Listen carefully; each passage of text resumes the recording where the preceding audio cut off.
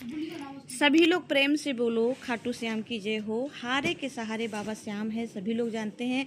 जब सभी लोग हार जाते हैं, टूट जाते हैं, को निराश हो जाते हैं, उनका कोई सहारा नहीं होता है, तब वो बाबा को पुकारते हैं और बाबा उनका साथ भी देते हैं।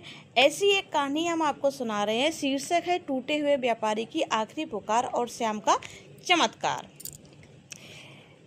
अगर बैकग्राउंड में कोई भी आवाज़ है तो प्लीज़ इग्नोर कर देना, क्योंकि मेरे यहाँ भागवत हो रही है, शायद हल्की फुल्की आवाज़ आ रही हो, इसलिए उस पर ध्यान मत देना और कहानी पूरी सुनना। कहानी बहुत ही अच्छी है, दिल को छूने वाली है। चलिए सुनाते हैं।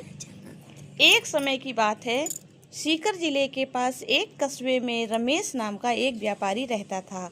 उसका कपड़ों का बड़ा कारोबार था।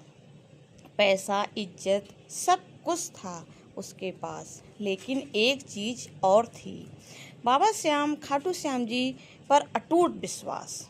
ये तो बहुत अच्छी बात थी कि उसको बाबा के ऊपर, खाटू श्याम जी के ऊपर बहुत ही विश्वास था।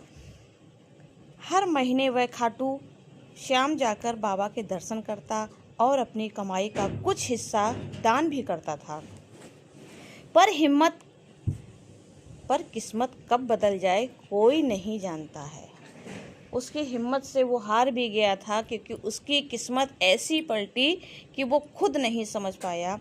एक दिन अचानक उसके व्यापार में भारी नुकसान हो गया। माल से भरा ट्रक रास्ते में दुर्घटनाग्रस्त हो गया। लाखों का घाटा हो गया। वो समझ ही नहीं पाया कि मेरे साथ ये क्या हो गया। उसके बाद जो भी सौदा करता उसमें घाटा ही होता गया। कुछ ही महीनों में वह अमीर व्यापारी कर्ज में डूब गया।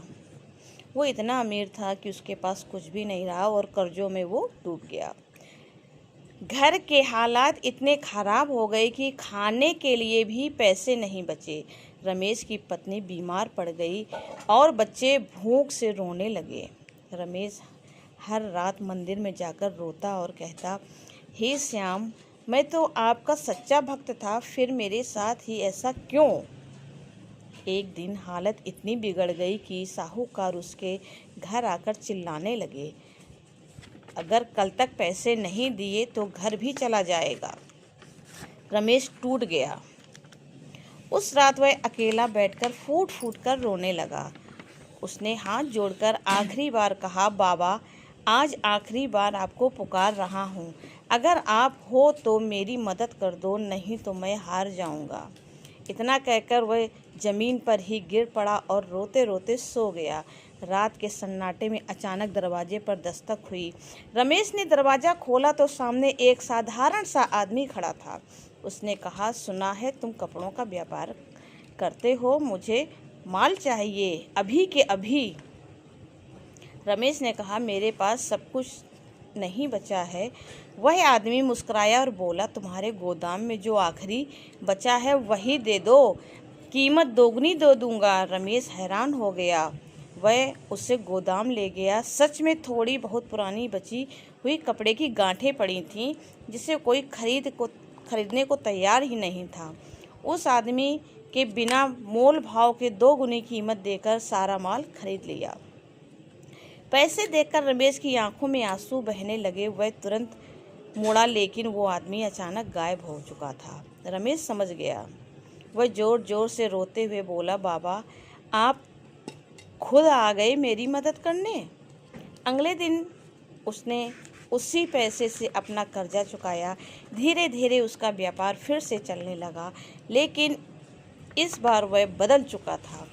अब वह हर दिन कहता है, व्यापार मेरा है पर मालिक मेरा श्याम है, और हर महीने खाटू जाकर धन्यवाद करता था। इससे सीख क्या मिलती है? जब इंसान पूरी तरह टूट जाता है तब ही सच्चे दिल से भगवान को पुकारता है, और खाटू श्याम जी कभी अपने भक्त को निराश नहीं करते हैं।